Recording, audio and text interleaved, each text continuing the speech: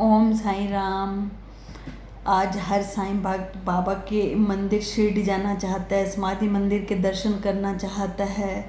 समाधि मंदिर के बाहर भक्तों की लंबी लंबी कतारें लगती हैं। जब हम बाबा की मूर्ति के सामने जाते हैं तो हमें ऐसे लगता है कि बाबा साक्षात हैं, बाबा हमारे मन के भावों को सुन रहे हैं।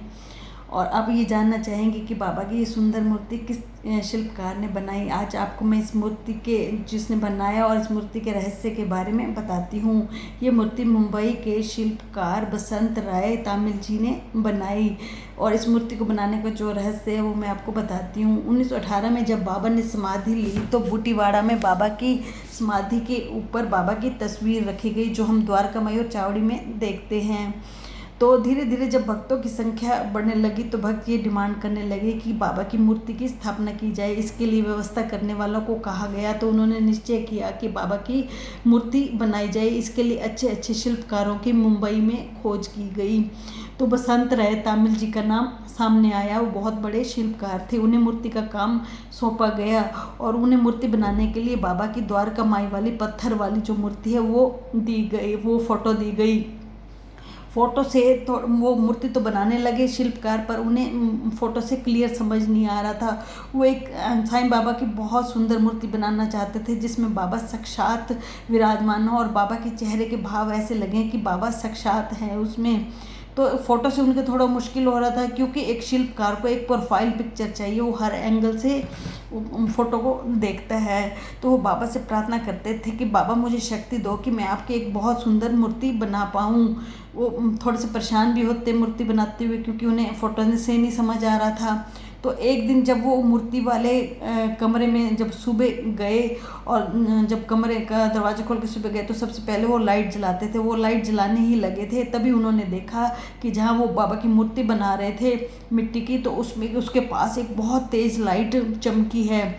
तो एक नीले रंग की लाइट थी। उस लाइट में उन्होंने देखा कि बाबा पत्थर पर साक्षात रूप से विराजमान हैं।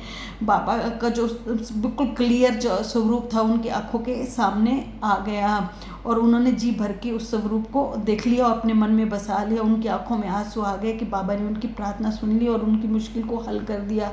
बाबा अपने भक्तों की सब बात सुनते हैं। बाबा को लगा कि मेरा भक्त बहुत परेशान है, मुझे इसकी सहायता की जाए और बाबा साक्षात वहाँ आ गए। उन्होंने ये बात अपने परिवार के अलावा किसी को नहीं बनाई। जब मिट्टी की मूर्ति बन के तैयार हो गई तो उसे फाइनल करने के लिए कमेटी के मेंबर्स को दिखाना था। जब कमेटी के मेंबर्स को दिखाया तो वो हैरान रह गए कि ये तो बिल्कुल साक्षात बाबा है। बाबा ऐसे ही तो लगते थे, पत्थर के रूप में पत्थर की मूर्ति के रूप में बाबा जीवित हो गए फिर से। और फिर इस मिट्टी की मूर्ति को मार्बल के रूप में मार्बल में बनाना था। तो मार्बल के लिए मार्बल का जो पत्थर है वो मकराना से आना था, जयपुर से। तो एक दिन जब ये शिल्पकार बैठे थे तो इनके एक परिचित जो मुंबई बंदरगाह पे काम करते थे आए, बोले आजकल आप क्या कर रहे हो? तो इन्होंने कहा मैं साईं बाबा की मूर्ति बना रहा हूँ। अब मुझे मिट्टी की तो बन गई, अब मुझे मार्बल की बनानी है और जो मार्बल मैंने को जयपुर के मकराना से मंगवाना है। तो वो कहने लगे कि अगर आपको मार्बल चाहिए तो मुंबई बंदरगाह पे काफ़ी टाइम से एक मार्बल आया हुआ है जिसका कोई वारिस नहीं है और ये भी नहीं पता कहाँ से आया है, आप उसको चेक कर लो, अगर आपके काम का है तो आप ले सकते हो।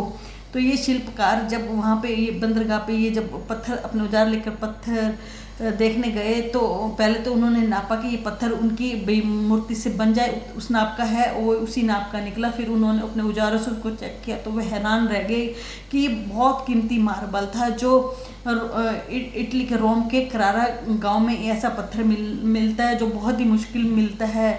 और देखो इतना कीमती पत्थर वहाँ मुंबई बंदरगाह पे था और कोई भी वारिस ना था। ये तो सब बाबा का ही चमत्कार था और वो उस पत्थर को बाबा की मूर्ति बनाने के लिए प्रयोग किया गया है, जिससे बाबा की बहुत सुंदर और मूर्ति बनकर तैयार हो गई। ये बाबा ने ही चाहा था कि इस मूर्ति से उनके जो इस पत्थर से उनकी मूर्ति बने, तभी तो वो जो मुंबई बंदरगाह का जो आदमी था वो उस शिल्पकार के पास आया और शिल्पकार ने बहुत सुंदर बाबा की जो मार्बल की मूर्ति बनाई और ये मूर्ति ऐसे लगती है कि जैसे इसमें साक्षात बाबा हैं।